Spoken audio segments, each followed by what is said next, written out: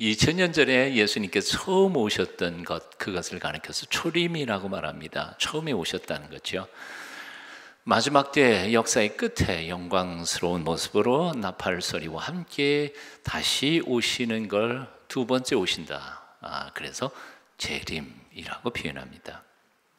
신약 성경에는 이 재림이라는 말이 예수님의 다시 오심에 대하여 얼마나 많이 강조하고 있을까? 이것을 등장하는 단어들의 횟수에 비교하면 아주 충분히 확실히 우리가 깨달을 수 있습니다. 세례 여러분 중요하죠. 세례 받아야 교인이 되니까요. 근데 세례라는 말이 신약 성경에 몇 번 나올까요? 19번 나옵니다. 세례 받으면 우리가 성만찬, 성찬식에 참여하죠. 성만찬이라는 말은 얼마나 나올까요? 4번 나옵니다. 재림은 몇 번 나올까요? 찍어보세요. 예? 300번 등장합니다. 세례가 19번인데 재림은 300번 등장한다고요. 그러니까 얼마나 중요한 일인지, 그리고 얼마나 강조하는 기독교 신앙에 있어서 핵심적인 교훈인지 모른다 그 말입니다. 근데 문제는 얼마나 많은 사람들이 이걸 못 믿어요. 그리고 안 믿어요. 그리고 준비를 안 해요. 이게 바로 심각한 문제입니다. 요한복음 14장 2절 3절에서 예수님께서는 친히 이렇게 말씀하셨습니다. 내 아버지 집에 거할 곳이 많도다. 그렇지 않으면 너에게 일렀으리라. 내가 너희를 위하여 처소를 예비하러 가노니. 넘어가요. 가서 너희를 위하여 처소를 예비하면 내가 다시 와서 너희를 내게로 영접하여 나 있는 곳에 너희도 있게 하리라. 내가 다시 와서 너희를 내게로 영접하여 나 있는 곳에 너희도 있게 하리라 약속하셨습니다. 다시 오신다는 말이 있어요. 사도행전 1장 11절에도 이런 말씀이 있습니다. 갈릴리 사람들아 어찌하여 서서 하늘을 쳐다보느냐. 너희 가운데서 하늘로 올리우신 이 예수는 하늘로 가심을 본 그대로 오시리라 하였느니라. 그대로 오신다. 계시록 1장 7절 오늘 읽은 성경 봉독 성서 일과에도 있습니다. 여러분 같이 한번 읽어볼까요? 시작. 볼지어다 그가 구름 타고 오시리라. 각 사람이 눈이 그를 보겠고 그를 찌른 자들도 볼 것이요 땅에 있는 모든 족속이 그로 말미암아 애곡하리니 그러하리라. 아멘. 점까지 마침표까지 꽉 찍었어요. 계시록 22장 20절 말씀에는 또 이렇게 말했습니다. 이것을 증거하시니가 가라사대 한번 읽어봐요. 시작. 내가 진실로 속히 오리라. 속히 오리라. 그렇습니다. 예수님께서는 다시 오시겠다고 약속하셨습니다. 그것도 속히 오시겠다고 약속하셨습니다. 예수님의 재림, 이것은 너무도 확실하고 너무도 중요한 교리입니다. 그런데도 한때 시한부 종말론을 주장하는 사람들 때문에 재림 얘기만 하면 좀 수상한 사람처럼 사람들이 보기도 했습니다. 심지어는 예수 믿는 사람들 중에서도 재림 얘기하면 안 될 것처럼 그렇게 금기사항으로 살았습니다. 하지만 이건 금기사항이 아닙니다. 이건 정말 중요한 것입니다. 예수님은 다시 오십니다. 분명히 오십니다. 2000년 전에 초림 때 오신 예수님은 초라한 모습으로 가장 겸손하게 냄새나는 마국간 말구 위에 오셨지만 다시 오실 예수님은 천사장의 나팔소리와 함께 영광스럽게 구름 타고 영광적에 우리에게 임하실 것입니다. 2000 전에 오신 예수님께서는 종교 지도자들과 정치꾼들 앞에서 수모를 당하고 수치의 십자가를 짊어지시고 죽으셨지만 다시 오실 예수님은 인간의 모든 허물과 죄악을 심판하는 심판주로 오실 것입니다. 2000년 전에 오신 예수님은 사랑과 은혜와 용서의 종으로 오셨지만 다시 오시는 예수님은 심판주로 산자와 죽은 자를 당신 앞에 무릎을 꿇게 하시고 그 행한 대로 갚으시는 모습으로 오실 겁니다. 성경에 나타난 거의 대부분의 예언들은 다 성취됐습니다. 한 가지 딱 빼놓고요. 예수님의 재림입니다. 이 예수님의 재림도 곧 성취될 것입니다. 조금 전에도 우리는 사도의 신앙 고백, 사도신경 함께 고백했습니다. 기억하시죠? 하늘에 오르시어 전능하신 아버지의 하나님 우편에 앉아 계시다가 앉아 계시다가 거기로부터 살아있는 자와 죽은 자를 심판하러 오십니다. 여러분 조금 전에 그렇게 고백했어요? 잊어버리신 거 아니에요? 예, 분명히 그렇게 고백했어요. 뭣도 모르고 고백하셨어요? 아니면 믿으면서 고백하셨어요? 예, 이 한 번만 빼놓고 나머지는 안 그런가 보네요. 믿음으로 고백하셔야 돼요. 누가복음 24장 50절 이하에 보면 이런 말씀이 있습니다. 예수께서 그들을 데리고 베다니 앞까지 나가서 손을 들어 저희에게 축복하시더니 축복하실 때 그들을 떠나 하늘로 올려주시니, 그 다음이 중요해요. 제자들이 그에게 경배하고 큰 기쁨으로 예루살렘에 돌아가 늘 성전에 있어 하나님을 찬송하니라. 예수님의 제자들이 왜 예수님이 하늘로 승천하신 것을 보면서 기뻐했을까요? 그리고 돌아와서 성전을 떠나지 않고 성전에서 하나님께 찬송하면서 지냈을까요? 그 이유가 무엇일까요? 곰곰이 생각해 보세요. 예수님께서 고난의 십자가를 지시기 바로 몇 시간 전에 예수님께서는 마지막 성만찬 때 제자들에게 이렇게 말씀하셨습니다. 내 아버지 집에 살 곳이 많다. 그 얘기를 들을 때 제자들이 그 뜻이 무엇인지를 알았을까요? 뭔 뜻인지 못 알아들었어요. 내가 살 곳을 예비하러 간다. 어디로 간다는 얘기인지 이해가 안 돼요. 내가 다시 와서 너희를 내게로 영접하여 나 있는 그곳에도 너희도 살게 하겠다. 도대체 무슨 말씀이에요? 다시 온다는 말은 무슨 말이고, 다시 우리를 데리고 어디로 간다는 말이에요? 도대체 이해가 안 되는 말씀이었을 거예요. 그런데 베다니 산 꼭대기에서 하늘로 올리우시는 예수님의 승천의 장면을 보는 순간 그들이 아하, 이거구나 하고 깨달았을 것입니다. 이때 제자들은 이 땅이 자신들의 인생의 최종의 목적지가 아님을 깨달았습니다. 예수님께서 올라가신 그곳에서 영원토록 우리도 살 것임을 알게 되었습니다. 주님께서 오르신 것처럼 우리도 언젠가는 그렇게 오르게 될 것이라는 소망을 확인했습니다. 그러므로 그들은 큰 기쁨으로 성전에 머물면서 성전을 떠나지 않고 하나님께 예배하며 찬송하며 살았다는 거예요. 우리도 이 찬송을 늘 부릅니다. 의식 혹은 무의식적으로요. 신랑 되신 예수께서 다시 오실 때 밝은 등불 들고 나갈 준비됐느냐? 그날 밤에 주님 맞을 등불이 준비됐느냐? 같이 읽어볼까요? 예비하고 예비하라. 우리 신랑 예수 오실 때 밝은 등불 손에 들고 기쁨으로 주를 맞겠네. 주 어느 때 다시 오실는지 아는 이가 없으니 등 밝히고 너는 깨어있어 주를 반겨맞아라. 주 안에서 우리 몸과 마음이 깨끗하게 되어서 주 예수님 다시 오실 때 모두 기쁨으로 맞아라. 주 예수의 강림이 가까우니 저 천국 얻을 자 회개하라.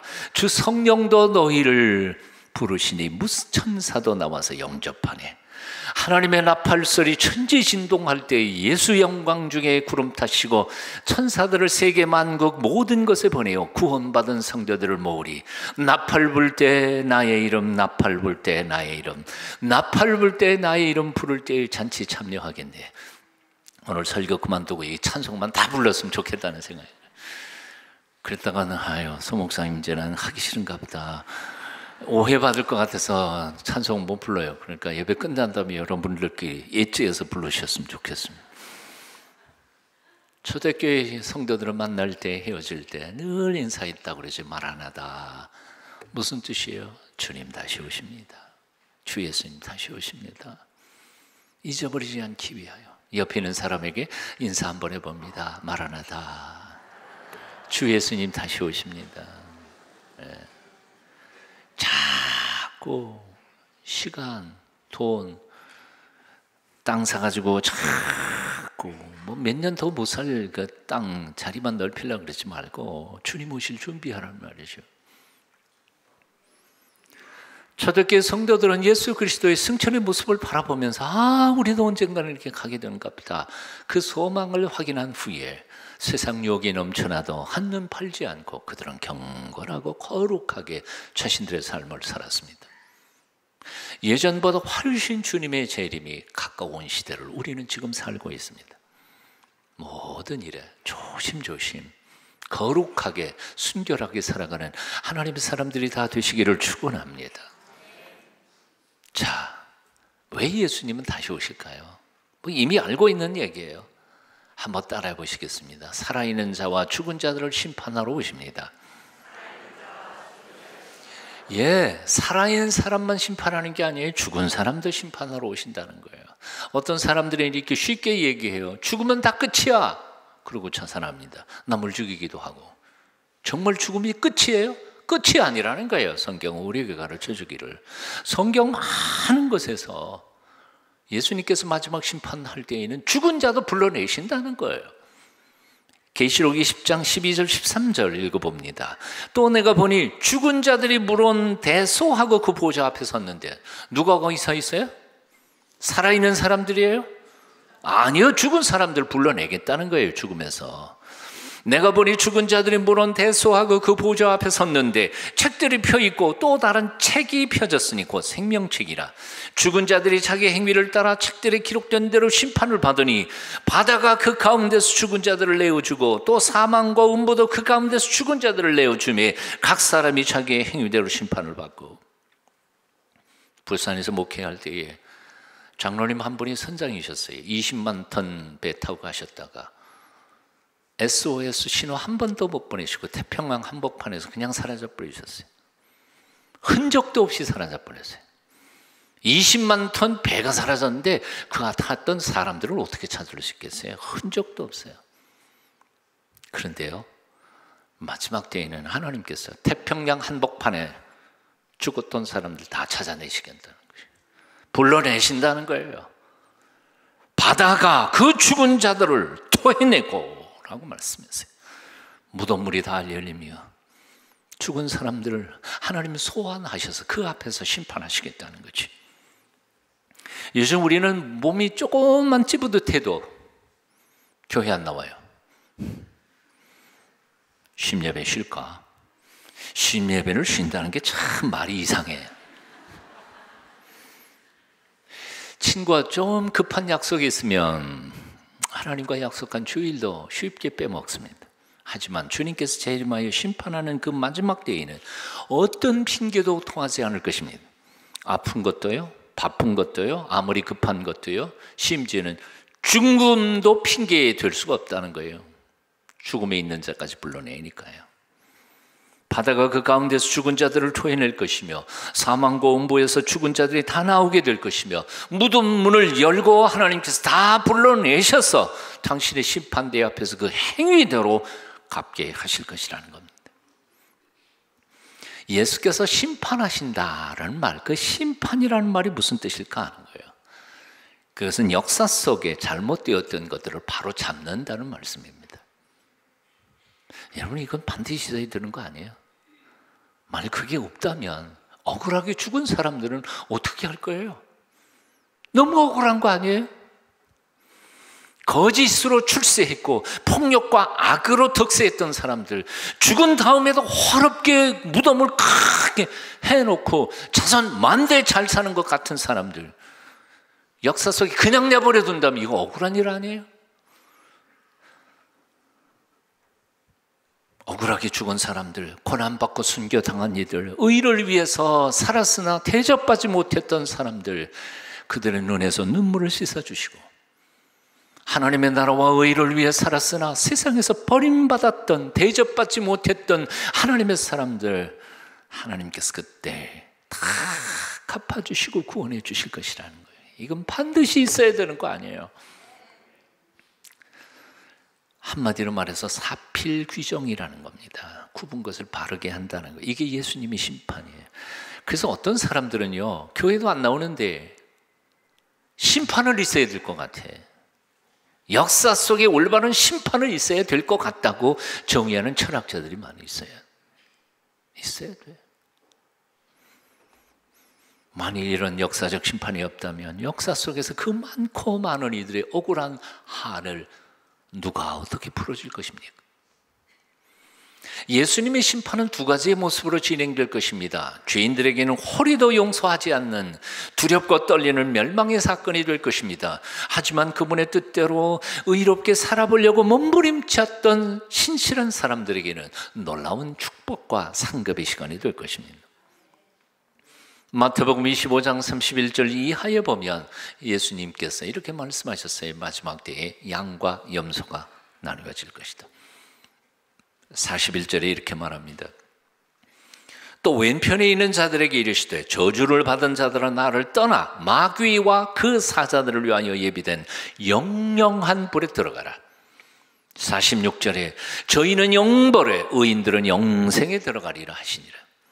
고린도후서 5장 10절 이하에 이는 그 이유는 우리가 다 반드시 그리스도의 심판대의 앞에 드러나 같이 읽어보실까요? 각각 시작. 각각 선악간에 그 몸으로 행한 것을 따라 받으려 함이라. 이제 질문해 보겠습니다. 어떤 모습으로 장차 여러분은 심판대 앞에 서시겠습니까? 양입니까? 염소입니까? 왼쪽입니까? 오른쪽입니까? 예수님의 심판대는 악인들에게는 심판대이지만 믿음을 따라 산 사람들에게는 상 받는 시상대가 될 것이에요. 예수님의 심판대가 심판대가 됩니까? 아니면 시상식장이 되실래요? 선택. 알아서 하세요. 예수님께서 이렇게 말씀하셨어요. 내 아버지께 복받을 자들이여 나와 창세부터 너희를 위하여 예비된 나라를 상속하라. 나라를 상속하라. 상 조금 주는 게 아니고요. 너희를 위해 예비된 나라를 상속하라. 우리를 위해 예비된 나라가 뭘지 잘 몰라요. 짐작도 못하겠어요. 하지만 그게 엄청날 것이라는 사실만큼은 믿어도 되지 않을까요? 아멘한 사람에게만. 계시록 22장 12절에도 말씀하십니다. 우리 한번 같이 읽어보실까요? 보라 내가 속히 오리니 내가 줄 상이 내게 있어 각 사람에게 그의 일한 대로 갚아주리라. 예수님께서 다시 오셔요. 그리고 그냥 오시는데도 그냥 오시는 게 아니라 맨손으로 오시는 게 아니라 상을 들고 오세요. 그 상을 행한 대로 일한 만큼 풍성하게 일 많이 했으면 많이 주고 적게 했으면 적게 주는 일한 대로 갚아주실 상을 가지고 오신다는 거예요. 세상에서 받는 상과는 주님이 주시는 상과는 차원이 다를 거라고 생각을 해봐요. 제가 대학생 시절에 거기 무슨 독서 무슨 시험 경시 대회가 있었습니다. 이게 국가적으로 한 거예요. 그래서 초등학교 시절부터 대학까지 대학 졸업한 일반 부서까지 했어요. 저는 마침 대학생 때라 제가 책 읽고 시험 봤거든요. 이제 제가 강원도 촌놈입니다. 도에서 1등 했어요. 전국대회에 갔어요. 전국 3등 했어요. 와, 제가 이런 사람이에요. 그래갖고 3등 해가지고 상을 청와대에서 받았어요.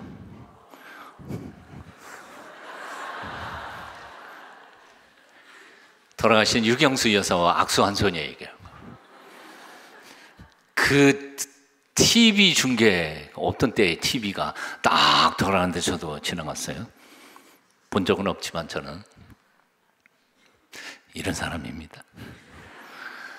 상급을 준다 그랬어요. 근데 상급 언제 주냐 그랬더니 2달 후에 준대. 돌아갔어요. 제 친구들이 한턱 써 그래갖고 한턱 냈어요. 2달 후에 상급이 왔어요. 내가 쓴 돈 절반도 안 됐어. 그래서 비쳤어요. 세상에서 받는 상이라는 게 이런 거예요. 받을 땐 기분 좋아요. 그렇지만 며칠 지나가면 아무것도 아니에요. 철탑, 금상, 은상, 산업 1년 지난 다음에 아무것도 아니에요. 하지만 주님께서 우리에게 주실 영원한 상, 우리에게 베풀어주실 그 영원한 예비된 하나님의 나라, 엄청난 것인 줄로 믿습니다. 사도 바울이 죽음을 앞두고도 그렇게 죽음 앞에서도 소망 가운데 내게 주실 생명의 면류관, 너희의 면류관이 예비되었으리라. 그리고 믿음으로 소망 가운데 살아가는 모든 사람들을 위해서 예비해온 똑같은 이 면류관을 예비되었으리라. 그 면류관이 무엇인지 잘 모르겠어요. 하지만 상상도 못할 것이라는 사실만큼은 믿어도 좋을 것 같아요. 다시 묻습니다. 어떤 모습으로 심판대 앞에 서실랍니까? 양입니까? 염소입니까? 왼쪽입니까? 오른쪽입니까? 시험 공부를 잘하는 학생에게는요, 시험 날짜가, 시험 시간이 행복한 시간이에요. 시험 준비 못한 애에게는요, 죽음보다 더 고통스러운 시간이 시험 시간이에요. 제가 고등학교 선생할 때예요. 예? 시험제 가지고 월말고사, 기말고사 있잖아요. 시험제 가지고 쫙 나눠주면 벌써 두 부류예요. 어떤 녀석은 딱 보자 밑에 거 읽지도 않아요. 몇 학년 몇 반 번호 자기 이름 쓰고 퍼져 자. 한숨 푹푹 쉬면서. 근데 어떤 친구는 시험지 딱 받자마자 문제부터 봐요. 문제 쫙 1번 쫙 답도 안 쓰고 끝까지 다 본 다음에 회심의 미소를 지어요. 그러면서 행복하게 써가요. 공부한 놈이에요. 사랑하는 여러분, 주님께서 오실 때에 열처녀의 비유 예수처럼 기름 준비 잘하는 사람들이 되시기를 축원합니다. 달란트의 비유 예수처럼 내게 주신 달란트가 얼마든지 간에 그 주신 것 잘 활용해서 하나님을 기쁘시게, 사람들을 행복하게, 세상을 정말 아름답게 만들어가는 하나님의 일꾼들로 사시기를 축원합니다. 믿음과 행함의 세마포로 잘 단장된 아름다운 신부로 신랑 되신 예수님을 기쁘게 맞을 수 있는 하나님의 사람들이 다 되시기를 축원합니다. 누가복음 13장 6절 이하에 나오는 비유, 포도원지기의 비유를 여러분 기억하시죠? 함께 읽어보실까요? 제가 읽을게요. 여러분들 잘 보세요. 이에 비유로 말씀하시되, 한 사람이 포도원에 무화과 나무를 심은 것이 있더니 와서 그 열매를 구하였으나 얻지 못한지라. 포도원지기에 이르되, 내가 3년을 와서 이 무화과 나무에서 열매를 구하되 얻지 못하니 찍어버리라. 어찌 땅만 버리게 하겠느냐? 대답하여 이르되, 주인이여, 금년에도 그대로 두소서. 내가 두릅하고 걸음을 줄이니 이후에 만일 열매가 열면 좋거니와 그렇지 않으면 찍어버리소서 하였다 하시니라. 아까도 말씀드렸지만 오늘은 매년 지키는 청지기 주일입니다. 우리의 왕이신 그리스도 예수님 앞에서 지난 1년 동안 정말 충성을 다했는지를 돌아보는 왕이신 그리스도 주일, Christ the King Sunday입니다. 지난 1년 동안 나의 왕이신 주님께 얼마나 충성을 다했는지를 돌아보십시오. 내년에는 어떤 모습으로 올해보다는 좀 낫게 봉사할 것인지를 계획하고 꿈꾸고 결단해 보십시오. 다시 묻습니다. 지난 한 해 동안 나의 왕이신 주님께 얼마나 충성하셨습니까? 하나님께서 맡겨주신 인생, 삶, 사명, 소명 얼마나 잘 감당했습니까? 정직하게 돌아보십시오. 그리고 오늘 여러분 주어 사이에 적어놓은 지원서에 한 명이라도 빠짐없이 자신의 할 수 있는 일을 지원하시고 헌신하실 수 있기를 바랍니다. 다시 오실 예수님을 기다리면서 오늘 함께 이 예수 믿는 길이 참 좁은 길이고 힘든 길이지만 주님 기다리며 기쁘게 살아가기를 결단한 마음으로 함께 찬양을 했으면 좋겠습니다. 주님 다시 오실 때까지 나는 이 길을 가리라.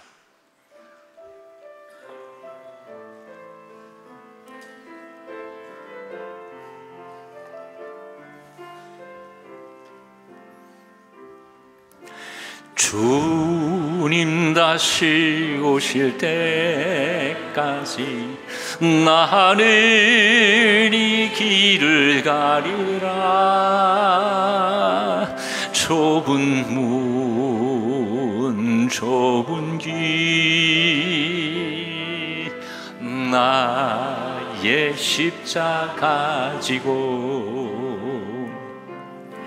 나의 가는 이 길 끝에서 나는 주님을 보리라. 영광의 내 주님 나를 맞아 주시리.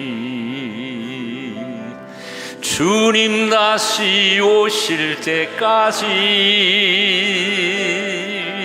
나는 일어나 달려가리라. 주님 영광 온 땅 덮을 때 나는 일어나 노래하리. 내 사모하는 주님 온 세상 구주시라.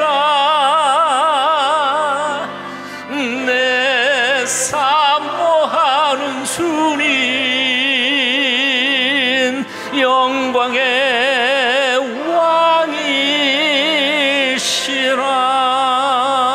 왕이시라. 영광의 주님, 두렵고 떨리는 마음으로 다시 오실 주님을 기다리며 우리의 삶을 정직하게 돌아봅니다. 올 한 해도 주님의 용서와 긍휼, 중보기도 해주심이 없었더라면 찍어 버려질 부끄러운 삶이었음을 고백하며 회개합니다. 내년만은 열심을 내어 충성스러운 종이 되기를 원하오니 우리를 붙잡아 주시고 도와주시옵소서. 예수님 이름으로 기도합니다. 아멘.